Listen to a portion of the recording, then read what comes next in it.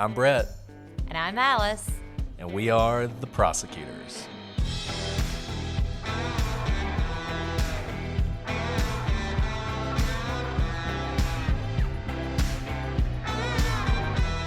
Today on the Prosecutors, a family goes on a road trip and then loses their ever-loving minds.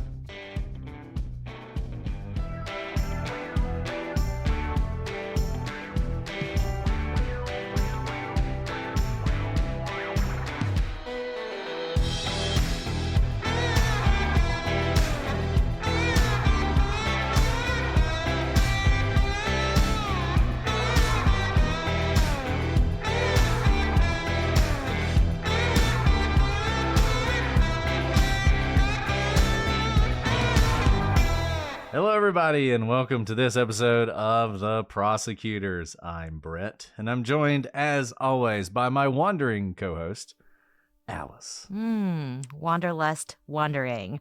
What a good descriptor, Brett. I am so proud of you. You can't help but, be drawn into my puns. So I'm proud of you. That's true. You've had an effect on me. Yeah. About time. It's been 5 years of doing the podcast. It only took 5 years, guys. Yeah. Talk about wandering. Am I right? This is one of the strangest stories I've ever heard. And I kept waiting for, like when you watch a kind of a mysterious movie and you wait for either the punchline or the answer. And there's just like a ... And I just scream at the screen. That's this case. Yep. That is this case. Spoiler alert. Yeah. No. It's not a spoiler alert because you guys are going to want to stay around for the ... because it is a mind boggler, shall we say. I got to say, and I've mentioned this before on the podcast, Heads Carolina, Tails California, that song. I have just deep inside of me this desire to just start driving. Like I'll drive by the Greyhound bus station every now and then. And I'm just like, I wonder if I just went in there and said, give me a ticket to a random place and just got on the bus and went. And this was more attractive before I had kids. But even now, sometimes it's more attractive now. But just this desire to just strike off and into the distance just to see what comes and leave everything behind. I think everybody has that desire deep down inside of them somewhere. I think you're right. They do have that desire. But your little caveat there, you would like to do that when you didn't have kids? What if you threw your kids in the mix and brought them along? That would be crazy, would it not? But is that maybe what we're going to talk about today? And we are returning to the great country of Australia. It's been a while since we've done Australian case.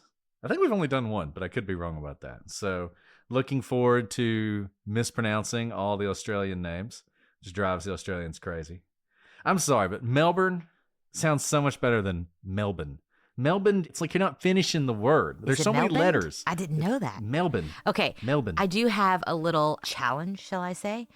Australians, get us to your continent. Please do, because I asked my kids today. And then you can teach us all the words. Exactly. You could teach us all the words. We'll call it a grammatical, linguistic exchange. But my kids, I was like, where in the world would you like to go? You could go anywhere in the world. We just play these questions, conversation starters at dinner. And you know what they said? Unequivocally, Australia. And I was like, oh, wow, you didn't have to think about that. So get us there and we will come with a lot of little munchkins. We will. We'll bring so many children. But this is a case that is famous in Australia. It's famous. I remember when it happened. So it certainly made news over here. But it's one I think you guys are going to enjoy. It is the story of the Tromp family. This is the disappearance. We love doing these disappearances of entire families because it's just bizarre that it can happen. But this one has a twist on it that makes it even stranger. From the outside looking in, the Tromp family were a successful, close-knit bunch. Mark and Jacoba Tromp, they had built a successful earth-moving company and a red currant farm, which I hear are a big deal in Asia. We don't really have red currants here. I feel like we have black or currants, depending on how you pronounce it. I prefer currant, but that could be wrong. Are you a red currant fan, Alice? I think they're like medicinal properties in the Asian culture. So my mom brings them by the bagfuls when she visits me. I hear they make great jam. I was going to say I only eat them when she's here. Yeah. Well, look, they had a whole farm of them. So, and they lived in a farming community, very connected to the earth. They were very successful. And in fact, they had 3 adult children, Rihanna, 29, Mitchell, 25, and Ella, 22, who still lived on the farm and worked alongside their parents. And they worked 7 days a week at this farm. They were very successful, beautiful home. They had horses. I believe it was Rihanna was into jumping, like hunter jumping. So they had like a whole jumping course. They had a bunch of horses. Very successful people. The kids, even though they're working on the farm, they also have these side businesses that they're doing. So just basically seems like they have this perfect life. But then in 2016, Mark and Jacoba, I believe Kobe was her nickname, began to demonstrate some paranoid behavior. And they became convinced that someone was after them. Someone was stalking them. They wanted to steal all their money, maybe even kill them. And they were terrified. And this behavior peaked in August 2016 when the family abruptly left on a cash-only, tech-free road trip. Now, this road trip, which began at their home in Sylvan and ended in a place that I'm certainly going to mispronounce, Wangaratta. I mean, I think Wangaratta sounds very Australian, but the Australians can correct me on that. It spanned 5 days and nearly 1,000 miles. Along the way, the family would split up, different people leaving at different times, all of them doing things that seemed to defy sense. And then they eventually reappeared, one by one. And even now, nearly 9 years later, the general public is no closer to understanding what exactly happened to the Tromp family than they were when this occurred. This is a wild ride, and I'm looking forward to talking it through with you guys and trying to figure out what exactly was going on with this family. So obviously the entire story is in the timeline. I mean, this is a road trip of confusion, if you could name it that. And the most confusing part, if you lived through this time, because it wasn't that long ago, this was less than 10 years ago, 9 years ago, each day brought more and more confusion. So as you walk through the timeline with us, walk through this immense confusion with us. And like Brett said, I don't know if we'll have answers at the end of this, but this is so bizarre, especially when you're talking about 5 adults here. 3 adult children, the youngest is 22, so truly not a teenager, who are successful, happy, and they leave on this trip. So let's take us back to August 29th, 2016. The Tromp family, remember, they work on a farm 7 days a week. Why do they do that? Not because they're workaholics, but because that's what a farm requires. Those of you who either work on a farm, know people who own farms, know that whether it's animals or plants, in this case, it's a red currant farm, there are things to do every single hour of every single day, and you typically can't even take vacation. That's one of the hard things about being a farmer. And so for all of them to leave at once is notable in itself. And that's what they did on August 29th, 2016. They left their home in Sylvan, Victoria, in Ella, one of the daughters, silver Peugeot SUV. And they left not with the things you normally would leave home with. They didn't take their phones. They didn't take their passports. They didn't take credit cards. They quite literally had their bodies and got in a car and left. Now, the son, Mitchell, was the only one in the group with a cell phone, but just 19 miles into the drive, his parents made him throw his phone out the window near Warburton. And so they were afraid that they would be able to be tracked via the phone, which is why they had Mitchell throw his phone out. So not only did they not bring their phones, but no one in the car can have phones. Turning it on airplane mode wasn't enough. We had to get rid of that entire phone lest they be tracked. And if this feels like it starts abruptly, it's because it does. There's no real run-up to this. If you look at the stories, look at the interviews, there's just this sort of vague notion that around this time, the parents became very paranoid, like we said. But there's no events. So there's no 3 days before there was a strange car in the driveway or someone broke into the house. It's literally just these people decide to do this. And Mitchell is the only person in this entire story who is just completely sane. And he's like, I don't know about this, guys. This seems really strange. But he was concerned about the rest of his family. And so he would later say, I just felt like I needed to go with them and see where they were going because they wouldn't tell me where they were going. But he wasn't going to leave his cell phone. He was taking his cell phone with him. It's a little unclear how the parents discovered that he had it. But when they found it, they lost their minds.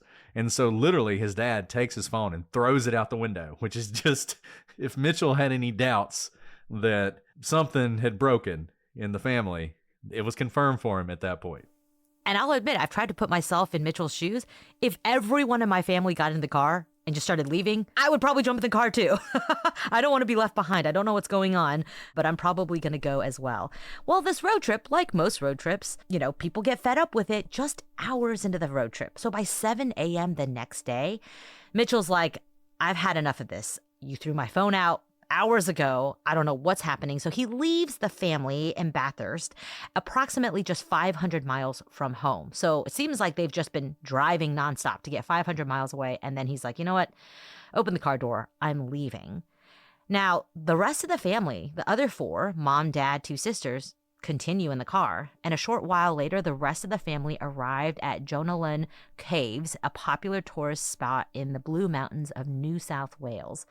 There, the remaining Tromp siblings, the two sisters, actually, they also decide we're done with this trip. And so they leave the parents at that point. So really quick note, 3 of the 5 members of this family abandon this trip by the second day. But let's be clear here.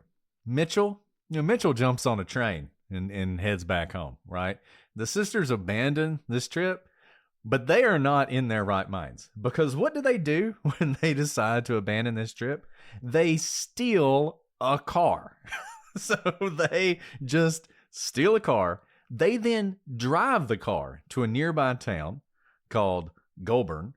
And they do what do you do when you steal a car? What's the first thing you do? You call the police. So they actually, they drive their stolen car, I guess, to a payphone, and they call the police and say, hey, our parents are missing. Now, at this point, there's some sort of further falling out with the girls because they decide to part ways at this point. They're at a gas station, probably where they made the call, and they decide they're going to go their separate ways. This is all incredibly puzzling because it's not like we're talking about 2 young women who have like a history of carjacking. So I don't actually personally know how to steal a car, but they with some alacrity, find a car to steal, quite literally steal. It's not theirs. They had no permission to take it. And they take it. And what's interesting is what they say to the police, right? Not my parents are acting weird or, hey, I saw them drive in this car headed to this destination and I'm worried about them because they're close to their family. They're close to their parents. They live with their parents. But to just say that they're missing is really interesting because it then draws into question, like, what does it mean to be missing? This is not meant to be an existential question, but you typically think of reporting someone missing if, say, I arrive home and my husband was supposed to be home and his car's gone and his wallet's gone and he's nowhere to be found and none of his friends know where he is. But this isn't the case. They left the parents and now they're reporting them missing. And I think this goes to what is a disturbed mental state for these 2 girls, these 2 women as well. And I do want to note, we're talking about Australia. Those of us who are not in Australia, we sort of think of Australia as Sydney and, I guess, Melbourne. And then the outback, right? So in the average American's minds, there are a couple of cities in Australia and then just vast desert wilderness that goes on to the sea, right? Well, nothing we're talking about happens in the outback. This is all to whatever extent Australia is a built up country, this is all in it. So they're not like out in the middle of nowhere. They're near towns and cities the whole time. But you have this situation where the 2 girls are going to split up. But it's, number one, why are they splitting up? Would be the first question. Number 2, they're just abandoning each other. If you think about it, they're in the middle of nowhere. They don't know where they are. Ella takes the car. So it's not even like they split up, ditch the car, and both take a bus or something like that. Ella takes the car and just leaves her sister, Rihanna, in this unfamiliar town with no cell phone, no credit cards, nothing. She just leaves her there and starts driving. And apparently, I think Ella is the one with the horses. Apparently, she was concerned about her horses. So she wants to go feed her horses. Now, who knows what she planned on doing after that, but she takes off in the car. Rihanna, now left behind, I guess, does what you do in this situation. She just talked to the police. It seems like the obvious thing to do would be to call the police and say, oh, by the way, when I reported my parents missing, they also abandoned me, so I'm in the middle of nowhere. Help me. She doesn't do that. She's been very successful in breaking into a car, so she breaks into another car. she breaks into a utility van and she climbs into the back of the utility van in this town, closes the door. She doesn't steal the car. She just breaks into the back of it. She just rests. She's just laying in the back. The owner, he comes along, he gets in his utility van, fires her up, starts driving. All of a sudden, he starts feeling kicks to his seat during the drive, which just imagine, especially in Australia, because who knows what sort of kangaroos back there. Fatal, poisonous / vicious animal could be in the back of your car. But he looks back and he sees Rihanna in the back of his vehicle in what he described as a catatonic state. He tried to talk to her. She could barely talk at all. And when she did talk, she said she did not know her name, didn't know where she was, didn't know how she ended up in the van. That is her mindset at this time. And so this is really interesting. This is about an hour after Ella leaves her. So either she becomes into this catatonic state within the hour of Ella leaving her, or she was like this with Ella, and yet being in this clearly helpless state, her sister just leaves her, as opposed to keep her in the same car to go back to the home that they both live in. I mean, nothing is adding up. There's just question mark after question mark that's happening right now. And remember, Rihanna's the oldest of the kids. She's 29. So, Ella's 22, and she's like, sorry, I got to go get my horses. And so she does. She leaves her, and who knows what her mental state was. So the driver, who would say to the press that he had quite a shock when he saw her in the back of the car, called the police. The police show up, and they take her to Goulburn Hospital, where she is placed under psychiatric care, because at this point, nobody even knows who she is. And so remember Ella. Ella took the car because she's worried about her horses, and she basically does nothing but drive like 500 miles because she later that evening arrives back at the family farm, and she is the first of the Tromp family members to get home. So they've been gone for really just about a day at this point. But when she gets there, she discovers that she's not the only one there because the police were already at the family farm. The police found the home unlocked and in utter disarray. They saw years worth of farm's financial records, all kind of just littered throughout the home, indicating that someone had actually gone through these records relatively recently. They also found the family's passports, credit cards, and cell phones other than Mitchell's, because we know Mitchell took his phone with him. And so to the investigators, it looked more like the Tromps had fled rather than left for a fun family vacation. Later, maybe not surprisingly, Ella shows up in the stolen car where police are already at, looking at what looks to be some sort of a break-in or disturbance at least. She is charged with car theft related to, of course, the stolen vehicle that she drove all the way back home in. Now, Rihanna was also part of that carjacking, but she was not charged with car theft due to her mental state. This episode is brought to you by Progressive Insurance. Do you ever find yourself playing the budgeting game? Shifting a little money here, a little there, and hoping it all works out? Well, with the Name Your Price tool from Progressive, you can be a better budgeter and potentially lower your insurance bill, too. You tell Progressive what you want to pay for car insurance, and they'll help you find options within your budget. Try it today at Progressive.com. Progressive Casualty Insurance Company and Affiliates. Price and coverage match limited by state law. Not available in all states. Guys, as the seasons change, so do our skin's needs. Shifts in the weather can leave your skin feeling irritated, tight, and dry, especially if you have sensitive skin or conditions like eczema. But what if your skincare routine could help calm your skin and reverse the signs of cellular aging at the same time? Enter OneSkin. Founded by 4 PhD-level researchers, OneSkin is the only company with the OS1 peptide, the first ingredient scientifically proven to reduce the dysfunctional senescent cells, aka zombie cells, that build up as you age and make you more sensitive to those seasonal symptoms like tight, dry skin. Their products are free from more than 1,500 common irritants and backed by countless lab and clinical studies. Just a few of the reasons why they've earned the National Eczema Association seal of acceptance. Whether you have seasonal sensitivity or year-round irritation, OneSkin soothes and calms your skin while helping it become younger and healthier at the cellular level.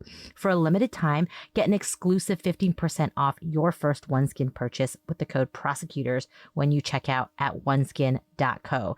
Guys, this is the real deal. My skin has been so weird with all of the seasons and also with all the babies I've had. The hormones are going crazy. But the OneSkin that I put on my face has absolutely smoothed it out and made it feel so much younger and smooth in tone. I absolutely love it. And I love that I can use it knowing that there's not going to be something that's going to trigger my eczema or make me have an outbreak because of irritants. They really are the real deal. You've got to try it out. And it's not surprising they've been so successful. OneSkin was founded in 2016 by an all-woman team of scientists with PhDs in skin regeneration, stem cell biology, immunology, and bioinformatics. After testing the efficacy of more than 900 so-called anti-aging peptides, they developed the OS1 peptide, the first ingredient to reverse skin's biological age by reducing the accumulation of senescent cells, a key driver of skin aging. What are you waiting for? You need to get in on this product. Founded and led by an all-woman team of skin longevity scientists, OneSkin is redefining the aging process with their proprietary OS1 peptide, the first ingredient proven to help skin look, feel, and behave like its younger self. Get 15% off with code PROSECUTORS at oneskin.co. That's 15% off oneskin.co with code PROSECUTORS. After you purchase, they'll ask you where you heard about them. Please support our show and tell them we sent you. Invest in the health and longevity of your skin with OneSkin. Your future self will thank you. Homes.com knows when it comes to home shopping, it's never just about the house or condo. It's about the home. And what makes a home is more than just the house or property. It's the location and neighborhood. If you have kids, it's also schools, nearby parks, and transportation options. That's why Homes.com goes above and beyond to bring home shoppers the in-depth information they need to find the right home. And when I say in-depth, I'm talking deep. Each listing features comprehensive information about the neighborhood, complete with a video guide. They also have details about local schools with test scores, state rankings, and student-to-teacher ratio. They even have an agent directory with the sales history of each agent. So, when it comes to finding a home, not just a house, this is everything you need to know all in one place. Homes.com. We've done your homework. So, she's made it back home because she stole a car. It's now August 31st. Mitchell, who didn't steal a car, he arrives home on that day, which is a Wednesday. He had taken a series of trains and eventually caught an overnight train home from Sydney. So he had a little bit more of an adventure getting home. He shows up. He tells the police what he knows. He tells the police where his parents were heading. Ella is able to tell them the last place they were, which is this Gentleman Caves. So the local police are informed that we have these two people. We don't know what's going on, but they're in your area. And they're looking for Mark and Jacoba, but they did not find them. And in fact, the pair had already left, and they had headed back over the Victorian border and into a town called Wangaratta. So in Wangaratta, they decide to do what everybody else in the family is doing. They're splitting up. Guess it'll make it harder to be tracked. So Jacoba goes her way, and Mark goes his. Jacoba jumps on a train. She's on public transportation, and she's headed north towards a town called Yass. And later that night, a couple in Wangaratta will report a bizarre incident. So this is how they described it. They were tailgated by a man in a silver Peugeot station wagon, which is the vehicle that the Tromps had been driving. When they pulled over, so they're being tailgated, so they decide they're going to pull over. They pull over. The driver gets out of the car and runs towards them like a madman before stopping in the middle of the road.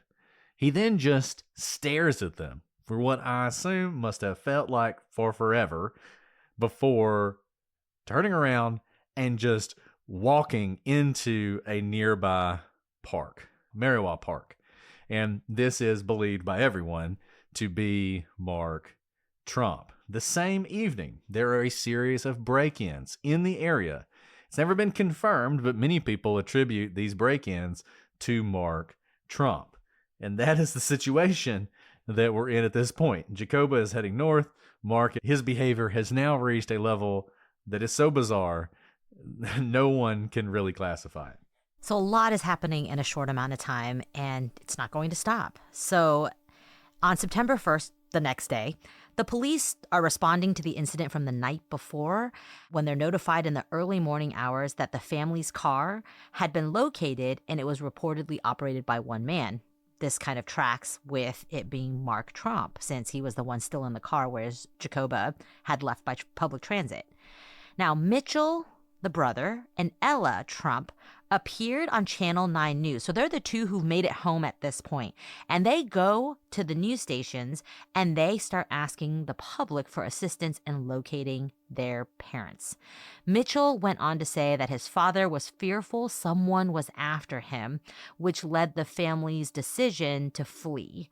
Now, Mitchell was not able to provide further details other than that this paranoid behavior of his parents had been ramping up and it was not typical of his parents. Later that day, Jacoba, who'd been on that train, arrived at Yass District Hospital after a local found her just wandering around town. By the way, the Australians sound really nice. All of these people who seem to be having mental, breakdowns are brought to the hospital, which is like very nice. If this happened in the United States, at least half these people would be dead. Truthfully, I mean, this is because we've seen unfortunate. cases like this where people do things like this, right? I mean, we've done several cases where mental illness is believed to play a part that end in murder or suspected murder or disappearances that everybody thinks is probably a murder. But in this case, and I mean, they got plenty of murders in Australia. There's some great murder cases out of Australia. But Alice is right. Everybody is going out of their way to help these people who are really exhibiting some mental illness that might make a lot of people say, you know what? I don't know why this woman is wandering around town, but I am not going to get involved. That's not what happens here. They're helping out and getting these people where they need to be. Yeah. So now Jacoba gets to the hospital by the help of some local, and she's examined, and it was determined that her mental health wasn't of good standard. Such an elegant way of saying she's not doing well, right? There's something clearly wrong. You can kind of tell with what's been happening, the pattern of behavior. Now, because she clearly needs some medical help, she's actually moved to the hospital in Goulburn so she can be with Rihanna. Remember, Rihanna, the eldest daughter, had been brought there in a catatonic state, who also is getting psychiatric help. So the two of them are both at Goulburn Hospital and both are getting treated. And it's fascinating because whatever's affecting them, and we're obviously going to spend a good amount of time on theories on this case, but whatever's affecting them is not affecting them all equally. So Mitchell doesn't seem to have been affected at all. Ella is sometimes held out as not been really affected, but as we've said, her behavior is very strange to me, and I think she definitely was under the influence of whatever this is. And the whole stealing the car thing. But by the time she gets home, it seems like she is now out of it too. Because her and Mitchell, they're talking to the media. There's no need for her to be hospitalized, no sign that she's under any kind of mental distress, to the extent, as Alice said, she's going to be charged with stealing that car later on. But, Rihanna, she's still in that hospital. Mom goes to the hospital, and whatever it is, she certainly doesn't break out of it as quickly as Ella did. She has to be moved to the same psychiatric hospital that her daughter is in as well. So far, this has not been a fun road trip whatsoever. You left with 5, 1 quickly abandons, then 2 more, including a stolen car. But now we've accounted for 4 of the family members. 2 are back home pleading for help from the public to locate their parents. 2, mom and older daughter, are in the hospital. where is Mark? And I would just note, we find Jacoba on September 1st. What happened on September 2nd? Nobody knows. It's a complete black hole. Right, because all we know is there was that weird tailgating, man charging incident. Break-ins may or may not be related to him. And then silence for at least a day. Then on September 3rd, around 5:50 p.m., Mark Tromp was located by police wandering down the road in Wangaratta, not far from the airport. And the police pick him up and they interview him for several hours. He's also assessed by a mental health officer, but roughly 5 hours later, he's not hospitalized like his wife and daughter were. Instead, he's released to the care of his brother, who happened to be a police officer. And maybe he was well enough mentally to be released, or maybe they felt okay releasing him to a fellow police member.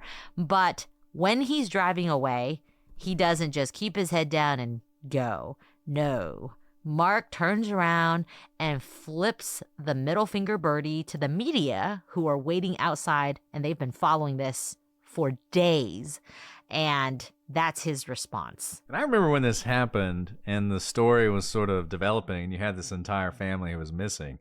And it seemed like this was going to be something terrible and tragic, and, you know, who knows exactly what's going on here. And then all of a sudden, you know, they find them all, right? And so they find Mark, and it's like, what in the world's going on? And then you have this reaction, and it's just so strange. And the next day, Mitchell and Ella, who are now sort of the face of the family because they're the only ones acting rationally, they appear in front of the media and they thank the police for finding their father. At the time, they do not provide any details on what happened or why it happened. And it's not clear, honestly, that they really have any idea what the answer is to those questions. September 5th, the next day, 2016, we have a statement from Mark Tromp. So Mark Tromp is going to make the following statement. In recent days, my family has been through a difficult period. Yeah, very true. Understatement of the century. We will soon be reunited together. Because remember, we've got a couple people in the hospital. We got a couple people at the farm. It's unclear where he is or what's happening to him. I hope that we will begin to make sense of our ordeal and return to a normal life. I am conscious of the burden these events have placed upon our extended family, friends, and the community resources devoted to our aid. Without reservation, I apologize for the hurt and concern caused by these events. So far, lots of nice words, no explanation. On behalf of our family, I express our deep gratitude to Victoria and New South Wales Police, as well as the healthcare professionals who have looked after our physical and mental well-being. More than anything, my family and I need time to recover and receive appropriate assistance, including mental health services. To this end, we request the media organizations respect our request for privacy. At no point in this statement did he address why the family had fled or what exactly happened over the 5 or so days that they were missing. And obviously this may have been crafted by someone, you know, handling PR for the family, but just 2-3 days earlier, he had been wandering the streets and getting a mental health evaluation. And 3 days later, this is a very professional and put together statement, right? Maybe he didn't make it specifically, but this is not a situation where he's, say, in a catatonic state in the hospital and they have to wait to figure out what he has to say. Whatever is happening, it's coming full circle or ending relatively quickly. This whole road trip started like a week ago. We're not talking about like a month-long saga. So that's all the public gets for several months. That was in September of 2016. Now, in March of 2017, Victoria police actually withdraw the charges against Ella Tromp for stealing a vehicle. They're allowed to do that. But remember, they never charged Rihanna because of her mental state. And now they actually withdraw the charges against Ella. Now, 6 months after the incident, the entire family, and this is probably the strangest thing of this whole story. We just followed a saga of a road trip for this family. But I think the next part is what is the most puzzling to me. Just 6 months later, not 6 years, not 10 years, 6 months later, the whole family, all 5 members of the Tromp family, What are they doing? They're back to work. They're on the farm. They're doing well. No further explanation on the strange road trip has ever been provided, and they haven't skipped a beat. Mark Knight, he was the lead police investigator on this case, and he stated that there was no evidence of any drug use in the family, any financial problems or debts, or evidence that they were part of any sort of cult. Basically, all of the kind of wild conspiracy theories that you may think have contributed to this wild ride for an otherwise totally regular, run-of-the-mill family who had this like 1 week blip in their life and then went right back to their totally normal farm life. There was really no explanation. And that's it. That is the whole story. And I just want to dwell on this point for a minute because something Alice said I think is really interesting. The fact that, I mean, this whole bizarre thing happens. It had to be terrifying, right? I mean, we've told the story and we've kind of been incredulous throughout. But just imagine what this must have been like for them. You know, they think they're fleeing for their lives.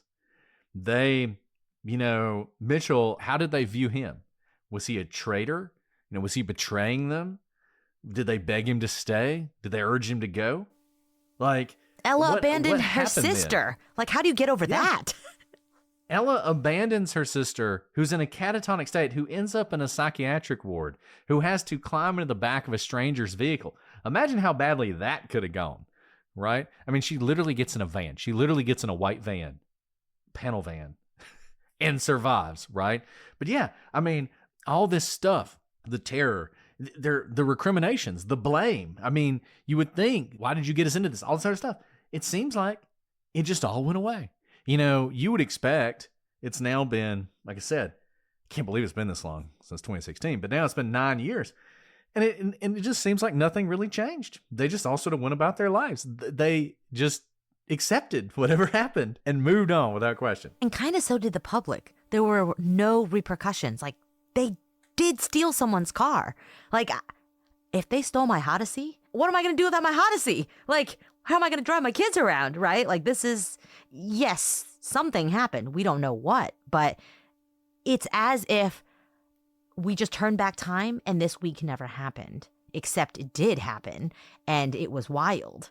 Such a wild ride, and the public was drawn into it. The owner of the Odyssey, by the way, did tell the police they did not want to pursue it because they heard the story and they were like, don't want to move further with this. So all of this leads to what? What happened? What can explain this? Like, truly, this story, there were so many off-ramps that could have been devastating. I truly think at so many different points, Rihanna could have ended up somewhere very scary at the hands of people who took advantage of someone vulnerable. Same with Mark Tromp. Same with Jacoba. But happily, they all are completely fine and able to continue with their life. But what accounted for this wild week of a road trip? Okay, let's talk about theories then. The first one, some of you may already be thinking it affects so many people, at least maybe 3-4 of the 5 family members, and you can't call this like a genetic thing because they're all adults. This isn't something that happened from like childhood. It truly is a sudden onset of whatever's happening. Is maybe they were poisoned by environmental toxins. So one potential explanation for the family's strange behavior, all at once, by the way, is that they were poisoned by some sort of toxin in the environment on their farm that caused them all to have bizarre delusions. But obviously our bodies all metabolize toxins at different rates. So maybe it affected people at different rates. Maybe Mitchell didn't work with X, whatever part of the farm that had this particular toxin in high doses, and maybe Jacoba and Mark were there more often. So one website suggested ergot poisoning. So according to mamamia.com, ergot poisoning is a type of poison that occurs when an individual consumes a specific type of fungus found on rye and crops such as wheat and barley.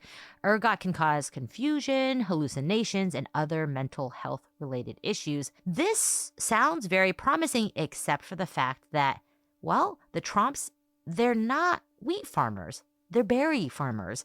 So it's not exactly clear how ergot poisoning would come into play on this farm. And ergot poisoning is they started a new life somewhere and opened a bar and played music of any mystery that involves behavior. People always want to talk about ergot poisoning. So the Salem witch trials, there were people who thought, oh, it was ergot poisoning, and that's why they were seeing witches and everything. You get this all the time. Think about it. Number one, you have to eat a ton of wheat or rye that has ergot poisoning for it to have any effect on you. These are multiple people as well, as Alice said. The chances that all of them would get this are unlikely. So I'm just going to go on a limb and say we can probably eliminate ergot poisoning, not for least of which because they didn't actually raise barley and wheat. But this is a popular theory that people put forward when they're trying to come up with some sort of, I'll say, rational explanation for what these people did. And it is attractive because there are so many things that could be happening on a farm, right? Not only your fertilizers, but you have crops and animals and external factors coming in. So I see why this is an attractive theory. There are also suggestions that there was something in the water at the farm that may have caused this bizarre behavior. But the lead investigator on the case said he had a cup of tea at the farm during the investigation and he had no symptoms. I don't know if a cup of tea is enough. I don't know about you, but I drink a lot of water at home if I'm at home all day. I work from home. And so a cup of tea does not equate all of my water consumption, right? Which is presumably what the family's doing here. And like heavy metal toxicity is something that builds up in the body over time. So if that were one of the problems, if there was like arsenic in the water or something, it would take some time for this to build up. Having a cup of tea is not going to do it. It would be more like over weeks they were drinking this toxic water and it was building up in their bodies. The problem with this, though, is not the cup of tea excuse. It's that these people were in the hospital when they were having these issues. They had blood drawn. It was tested.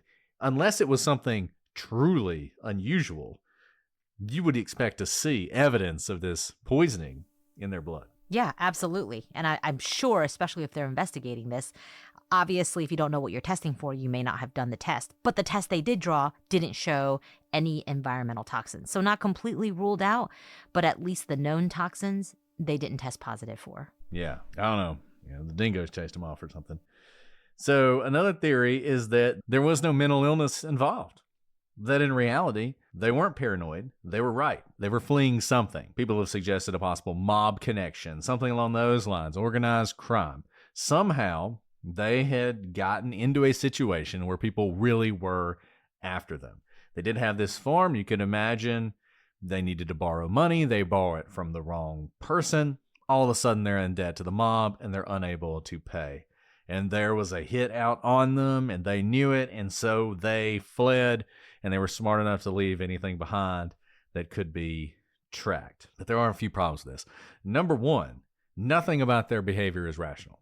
So in order for it to be caused by something that makes sense, it needs to make sense. But even everything they did, other than leaving the phones behind, wandering around aimlessly, they have no plan. They're not going anywhere. They're splitting up. They're leaving their family behind to die. These are the things they're doing, and none of it fits with we're running from a real threat. And when you run from a threat, you don't go right back to where you ran from, like within days. We're not talking years. Within days, they're right back to where they came from. Within the same day, really. Within 24 hours, they're going back to the farm. And also, they go back to living their regular life on the farm. They don't pick up and leave. They don't sell the farm and get out of Dodge. Nor have they been murdered. Nor have they been murdered. But also, the public is watching now, so. Yeah, maybe the mob was like, we got to wait a little while. Best witness protection ever is go to the media. So, and the other problems with this, there's no actual evidence that they're in debt. They actually were very successful people with multiple different businesses bringing money in. They didn't have, liens on their farm, multiple mortgages on anything. So even if you're saying, well, but if they have debt to the mob, how would you know about that debt? I mean, that's a secret debt, right? Well, the problem is they had lots of assets that they could have borrowed against with people who weren't in the mob, who weren't charging 20% interest in a year and didn't kill you if you don't pay it back. They could have gone to the bank and said, hey, we have this massive property. We need some money. Can you take out a mortgage on it? They didn't do that. They seem to be incredibly financially stable and have remained so after all these years, like Alice said. So this is like a theory, but it's a theory with no real evidence to support it.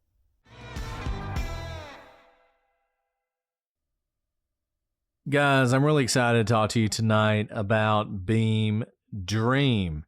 When we got started with this podcast and spending time researching these cases, I didn't think it would have an effect on my sleep. But after a while, I realized it was keeping me up at night.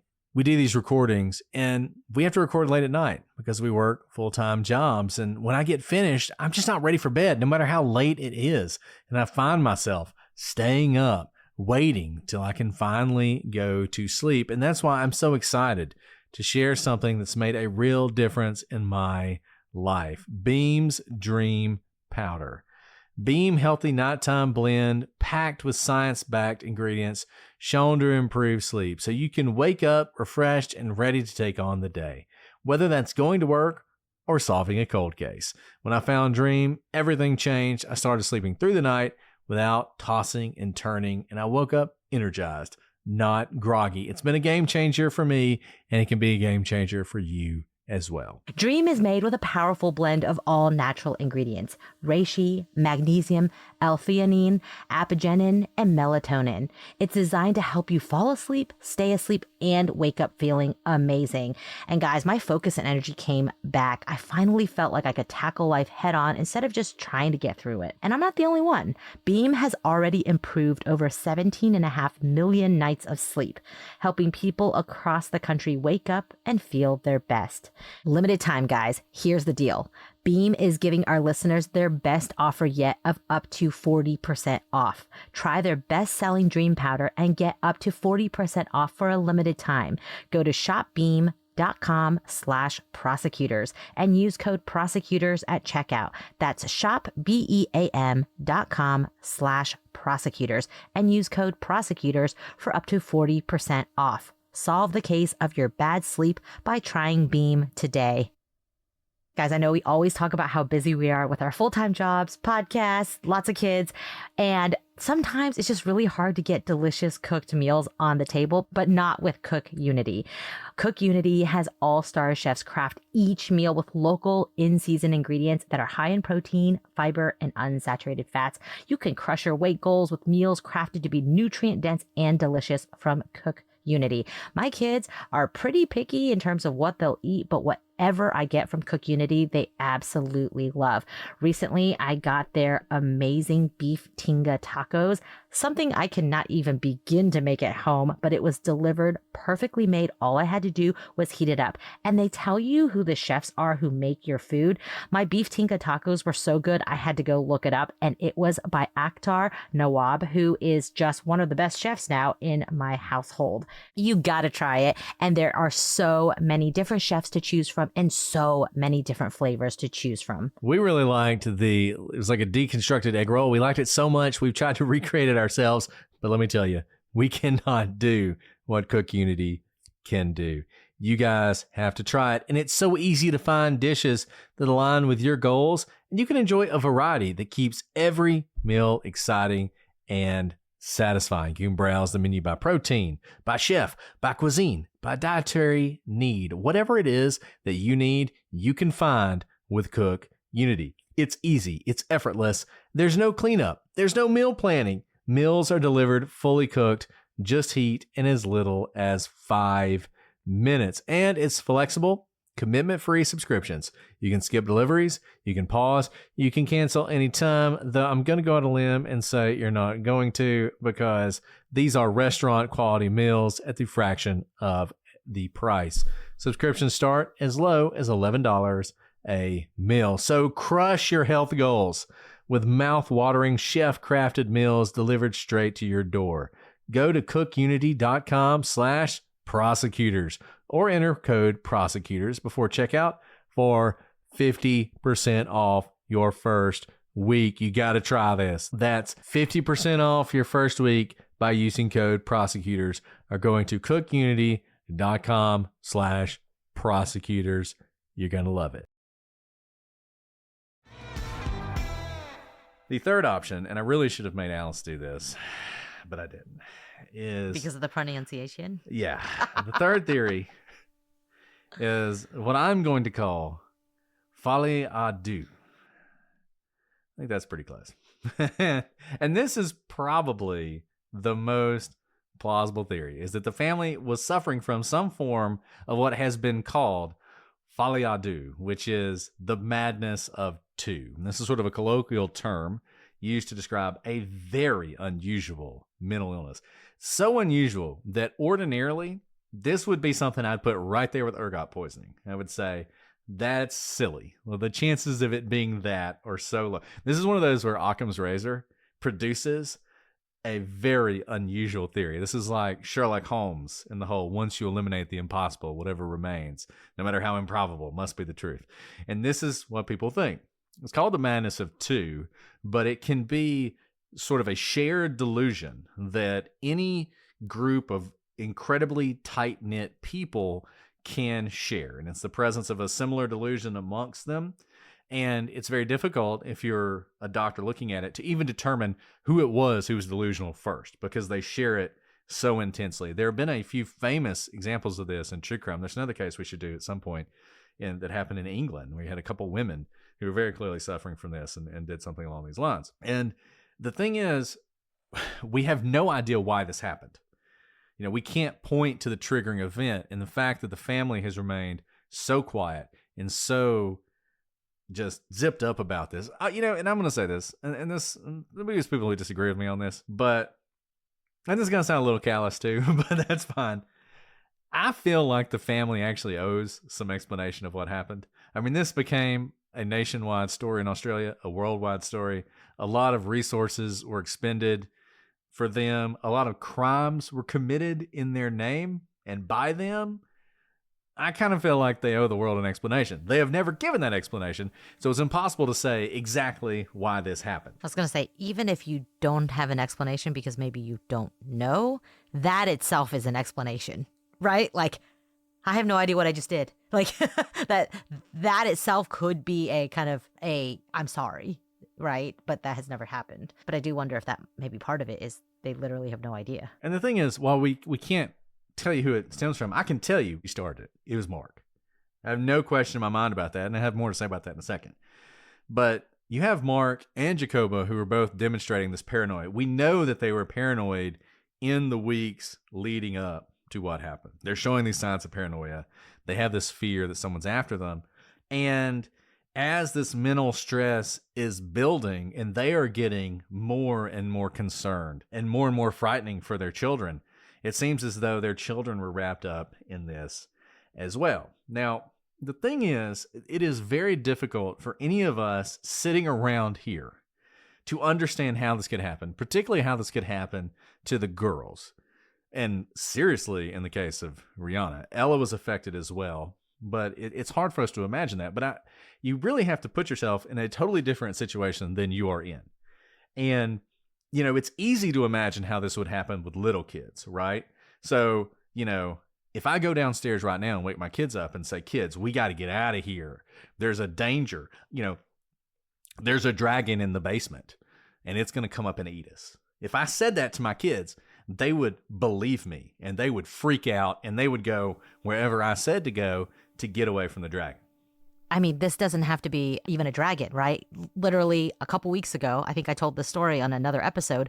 We live in a place with a lot of tornadoes, and we had all of my family visiting from a place where there are not tornadoes, and they were sleeping at our house, and the tornado was about to touch down. I was quite literally texting with Mrs. Brett about the tornado because it was about to hit like our house directly. She was like, are you awake? Are you watching this? It's 2 a.m. And so we had 60 seconds to round up all the family members upstairs, everyone dead asleep. And I woke up everybody and said, get down into the crawl space. And like, they were like, what? But no one questioned it. And everyone just like ran in their underwear straight into like underneath the stairs along these lines, because I spoke with a lot of authority and a lot of fear. I spoke with a lot of fear because truly we thought the tornado was about to strike our exact house, and it ended up striking very close to our house. But I got basically all these people to unquestionably follow me into a very dusty portion of our house with like 10 people in a tiny, tiny space. So you can see how this can happen. And they all followed me. Now, I just happened to have like weather and the news on my side, and I wasn't the only one saying this. But from that perspective of waking up at 2 a.m., not knowing what's happening, but following blindly into a place we don't know, without our phones, without our, nobody brought anything with them. That's actually exactly what happened. And I'm going to make some assumptions about this family that I don't know to be true, but I think fit with what we're seeing here. I bet this is a very conservative group of people who are much closer to each other than most of us are with our families. Remember, we have, a 29-year-old, a 22-year-old, and I think a 24-year-old who are all still living and working together. They spent their entire lives on this farm. I have a feeling that Mark is very much the head of this household, and that his kids and his wife have always looked to him as the person who knows what to do. I imagine him, I've never seen this show, but I imagine him as like the John Dutton of this group, right? Like from Yellowstone. He is the patriarch. And you listen to him, and when he says there's a problem, you believe it. And I think he starts having this paranoia, and his wife is very easily taken into it. And now you have both people who are convinced that this is going on. And then you have the two young ladies who are also living on that farm who are also wrapped into it. And the one person who isn't is the other male in the group. The other sort of, who you'd imagine, if it is sort of a conservative, close-knit family, is probably more independent than the two girls. He is the only one who seems to be able to step back from this and say, I don't know what's going on with y'all, but I'm going to go along just to make sure you're okay. And here's another thing about this, right? When they're seeing these exhibitions of paranoia, the first thing they do is not to contact any family members for help or law enforcement. All the things they do after kind of things get out of hand. They go to the media, they call police, they report their parents missing. They clearly have extended family, including an uncle who is a police officer. Kind of all these other things that you would think if you need help, there are other resources you can reach out to. They don't do that. It's all very insular. This makes a lot of sense if you are a very close-knit family. So they're looking to each other, and no one else is brought into this because it doesn't appear that like a neighbor is called. It's like, hi, something weird is going on. Or, hey, uncle, who's a police officer, do you know what's going on here? Mom and dad have been acting a little paranoid. They all basically buy in. And especially when you're on a farm, I can imagine why you'd want to leave with the rest of the family. A farm takes a lot of work. In fact, it takes a whole family and probably other hired help. If everyone is leaving but you literally can't keep that farm running all by yourself. There are usually duties are split up. It's an all day, sun up to sundown sort of situation. Like, well, if you're all abandoning it, like, what is the point of me staying here? Because the farm's not going to thrive without you guys. Are we just like abandoning this? Is this our next plan? We're all going together. So I can imagine kind of the very isolated feeling of not just this is my family, but the farm is part of my life and my family as well. I can't be the only one to keep the farm running, so I guess we're all going together. So I think that's really interesting that no outside help is asked for until kind of things just scatter quite literally to the wind. And I think this case is important. And I mean, it's a fascinating case, and it's a wild case, and it's one of those where you can kind of have a little bit of fun with it because nobody gets hurt, nobody dies. They don't seem to have had really even any, other than embarrassment, any sort of long-term effect of this. They sort of just went back to their lives. But I think it is important for those of us in true crime because imagine if something had happened. Imagine if they had never been found, or if they had been murdered, or you just found their van and they're all dead around it, right? What would people do?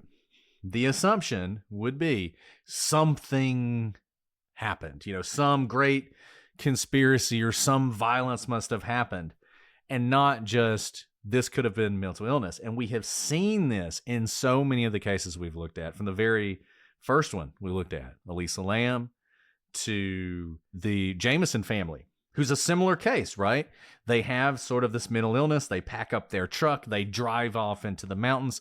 Their bodies are found in the mountains a few months later, and everyone just assumes there must have been some sort of violence here. Like, they wouldn't have just gone up there to die. But if these people had gone to a different place, if they had driven 500 miles west instead of north, if they had gone off into the outback, they probably would have died. They would have ran out of gas in the middle of the outback, and they would have died.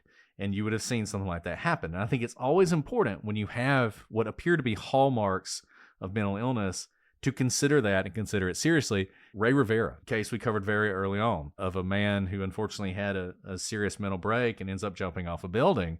And you have people to this day who think he was dropped out of a helicopter, or he was hit by a car and then dropped through the roof of this building. And then somebody went down to the roof because he fell from very high up and then through a lower roof and put his cell phone next to the hole. I mean, people actually believe that's what happened, when in fact, the simplest answer is the scariest answer. Far more frightening, frankly, than a killer that in his own mind, his mind became the enemy. And that's what caused it to happen. And you see that with this family. This was purely within their own minds. There was no monster. It was just their own minds betraying them and sending them on this trip. And so kind of in that vein, though, I know earlier you said the family kind of owes an explanation. I don't know. I think if this was, and it really does feel like this had to do with mental illness. We know at least 2 of the family members were hospitalized for psychiatric help. I can see how confusing and scary this is, and mental illness typically doesn't show up and leave right away. Usually it is a lifelong process of figuring out what happened. And if that is the journey they're on, I hope them the best. But also, I do think you're so right, Brett, that it can be such a good reminder that when we see bizarre cases, the man watching the Super Bowl and just leaves with a sandwich and ends up, across the country, dead on the side of the road. I don't know what happened in that case, but, we are drawn to these cases because they are bizarre, because they seem to defy all sense, and we think there is a boogie monster. Oftentimes there are. Serial killers are real. But so much more often, the person next to you may be just having a really, really hard time. And the good thing about this case is this family was having a really, really hard time. And I think they met angels all along the way who helped them all get home. And they get to be home. They didn't end up like a lot of the cases that we just mentioned. They lived to tell about it. And hopefully those who are close to them know and are helping them through whatever it is. And also another good reminder, true crime and mental health really do go hand in hand in so many of our cases. We've talked about this in the cases we prosecute. At least in the United States, we don't have a really good defining line between, criminal law and mental health help. Often they are intertwined. So one thing that may have prevented this particular episode of a week is if there was external help earlier than later. At least it came later and it saved everyone and everyone is okay in terms of health. But we've said this before, like in the Elisa Lam case, and we've said this so often, but be on the lookout for each other. We are, each other's greatest resource and also protectors. I just want to go hug that man who found Rihanna in the catatonic state. Thanks for not kidnapping her and murdering her. Thanks for getting her help. Thanks for not dumping her on the side of the road where someone else could have run over her or done something terrible to her. Those are all, scary situations to be in. But at least I think this case has a happy ending, and we don't always get to say this in these types of cases. Yeah, it's nice to see a case where somebody ran into the right person instead of the wrong person. Because it seems like they so often run into the wrong person. And this time, the right person found them. Well, look, we'd love to hear your thoughts on this case. Shoot us an email, prosecutorspod@gmail.com, and prosecutorspod for all your social media. People in the gallery will be discussing this. Join us there on Facebook. Let us know what you think. If you would like to watch us record these episodes, you can join Patreon. And even if you don't want to watch us record them, you can still get them early and ad-free for as little as $3 a month. Well, Alice, do you have time to answer any questions tonight? I might not, because I think I have 2 sick kids. Oh, that's okay. I'm sorry. That's fine. That's fine. We'll do one next week. I'll make it up to you guys. Family comes first. So I'll make it up by doing fine. West Memphis 3 by myself next time. There you go. Exactly. Alice is going to do the entire case next time. So y'all make sure you log on. Tune in for that. Yeah. Okay. Well, we're going to let Alice get back to her children, her lovely children, nurse them back to health. But we will be back next week with a new case. But until then, I'm Brett. And I'm Alice. And we are the prosecutors.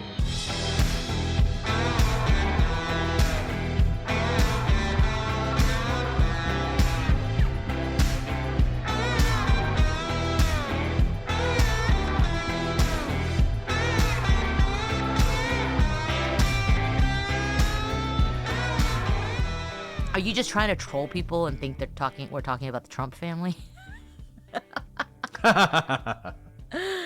I'm going live. Yeah, So no more sounds political comments. I Or never. your secret embezzlement schemes. Never. But yeah, it's been one of those days. Sorry, guys. We were gossiping. Hello, everyone. Gossiping about not true crime related. Well, actually, true crime true. related. It's true. Sorry. I was telling them that.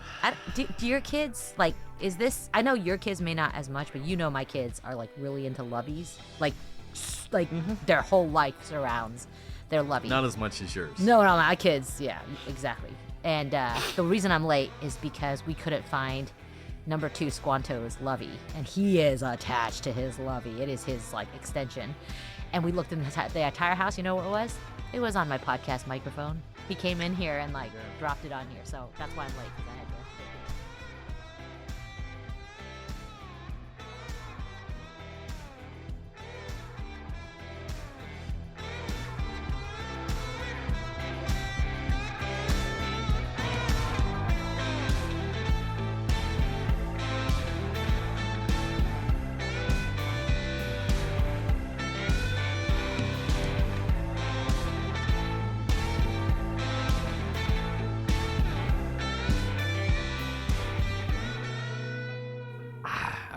Why not? Look, let's just go. We'll just do a marathon. Look, I brought water. I have an energy bar. I think we can do it. Okay, well, let's go. Okay, let's go. do it. Episode 1. Let's go. Episode 1. Anyways. Okay. Let's see. All right, you ready for serious? For serious, you're the one who has to do this.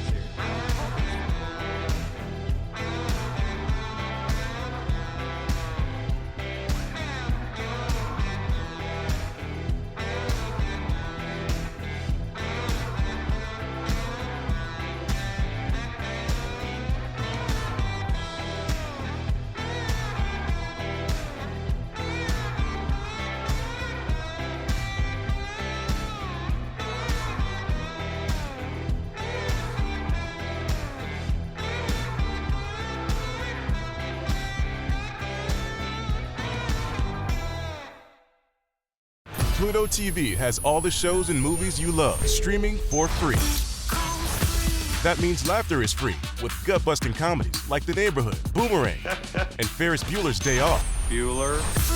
Mystery is free with countless cases to crack from Criminal Minds, Tracker, and Matlock. I'm a lawyer, like the old TV show. And thrills are free with heart-pumping hits like The Walking Dead and Pulp Fiction.